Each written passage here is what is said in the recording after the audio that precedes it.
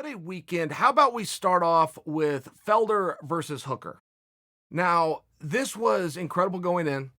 Everybody knew what was at stake here, right? I mean, you got bragging rights. You've also got who's going to be in line. You've also got two main event fighters fighting to stay in main event spots, looking to propel ultimately to a championship match. Now, this was back and forth to the highest of levels. And Hooker came out, and I think he got Felder's respect right away because Hooker started playing Felder's game, which was stand-up. And Hooker was hitting him with some of these calf kicks, and they were very hard, and he was getting respect. And so Felder took just a little bit longer to get into this fight. And by a little bit longer, 30 seconds was all. I mean, these guys got after it right away. But Hooker was still the one to go first, and Felder was still the one to get off second once he had to find his range. And Hooker did such a good job of circling. And he circled the same way all night. He didn't move and move back. He saw something. He had a game plan. He did a great job of sticking to it. Here's the thing with this fight, okay? This was back and forth. Nobody knew who won this fight. And when the fight numbers were posted on the screen for anybody who watched that live, it looked as though Felder had won in every category of the fight. But it was very peculiar when the fight numbers came up because they never listed the takedowns. They just simply don't list them. And I've always wondered when they do the significant strikes, does that only include strikes that landed on the feet? Would a ground and pound strike, by example, play into that? I don't know the answer, and if you guys do, I would love to hear it. I've never known that. It seems as though it's a little bit more of an old school boxing policy of what a significant strike is. I think we all learned something the night that Donald Cerrone kicked Conor McGregor. But because that kick hit the shoulder and not the body and or the head, it did not qualify as a significant strike, and therefore officially Donald Cerrone got a 0, a big goose egg, in the significant strike department, even though we all saw the strike. I found the strike significant because it gave Conor the idea to throw a head kick himself. He took a head kick, he returned a head kick, and that changed the outcome of the fight. Listen, I realize we're not talking the same significance here. What I'm sharing with you is I just have never known, as an insider, as an athlete, as an analyst, as somebody in the business, I've never known what qualifies and what is a significant strike, by the way. What is a significant strike? So when you're looking at some of that data and then Hooker gets his hand raised and you come away and go, wait a minute, the numbers don't support that. Well, those numbers are a helpful guide and they are accurate and they have their own basis and they have their own rule set for whoever goes through and actually marks them and they get posted up. But it's nothing more than something to view. It's nothing more as a good, focused data group.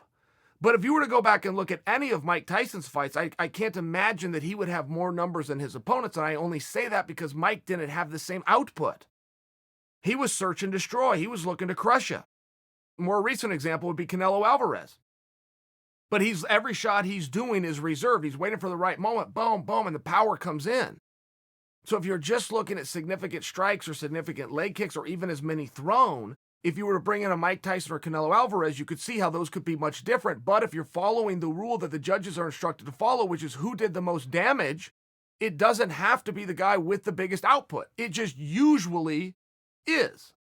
Now, I only offer that to you because I truly don't know the answer. If you take a guy down, you set up, boom, you drop an elbow that does significant damage and helps to change the outcome of the fight, does that get registered as a significant strike? I don't think it does. And this is relevant if anybody looks at that focus group of significant strikes, the CompuBox, as they call it in boxing, and comes away and says that the judges had it wrong because Hooker did have the takedowns and did have position, and those were not reflected in any capacity. Now, when I offer you this, it doesn't have a whole lot to do with the fight. I'm just trying to tell you about the fight in case you didn't see it. It was very, very close. And Felder, when he would land, Felder was hitting Hooker with punches that would have put anybody else down. Anyone else. It was Felder at full power. Hooker was just able to absorb them. So the fight continues. Ends up being a split decision. One judge thought that Felder won. It was that close. I did not know myself as a viewer. It was that close. 2-1 on the judges, goes to Hooker, and they move on. But this is where the point of my video actually begins. Okay, this is where the commentary really begins because Felder on the microphone halfway retired. He definitely insinuated at retirement by using the words, and I quote, "This might have been my last one." And when you're in Felder's spot, it's very hard to disagree with him. He has had a great career. He's got a lot of opportunities post-career that are very rare. But more than anything, Felder is one of these guys who wants to be the champion of the world. And when that path starts to become unclear, how am I going to get there? Sometimes they want to get out. I would never support Hooker, or Felder rather, in retiring if he thinks he's not good enough to still do it. I mean, for goodness sakes, one judge thought he won. I mean, they're that close of fights. But 155 is just that way. Felder has a different mindset, which is I want to be champion. And whether one judge thought I won or not, bottom line is I didn't. I don't move forward. Most likely he stays still. I believe these guys were separated by one in the rankings. I don't think he slides down the rankings. He's in a great spot. Top 10 guy. No question about that.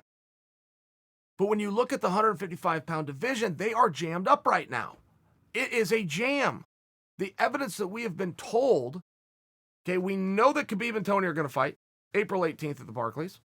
We then are told that Conor is in the wings to fight the winner of that contest. By the way, Justin Gaethje's support is only rising. If Justin Gaethje does, and I mean absolutely anything between now and then, one match anyway, he go grapple somewhere. If he just stays busy in some capacity and gets his hand raised, he is more than likely the guy to go on and compete with the winner of Conor versus Khabib. I understand that landscape changes very fast, and I'm just giving you a quick glance at what it would be like today. But I hope that you're understanding my message, which is that division is on hold for a meaningful period of time. Once Conor and Khabib get things settled, which at the earliest is going to be in September, let's just say it happens at the earliest in September, it's not likely either guy returns this year. And even in an unlikely scenario, wouldn't it at the very end of the year? I don't know that I buy that. I think it's probably 2021, which means that title is held up for anybody that wants an opportunity that isn't named Khabib, Tony, or Conor. So if you're in Hooker's position, you study the landscape, you realize what's going on, and you make your move from there, which was the perfect move. He called out Justin Gaethje. It was the perfect move.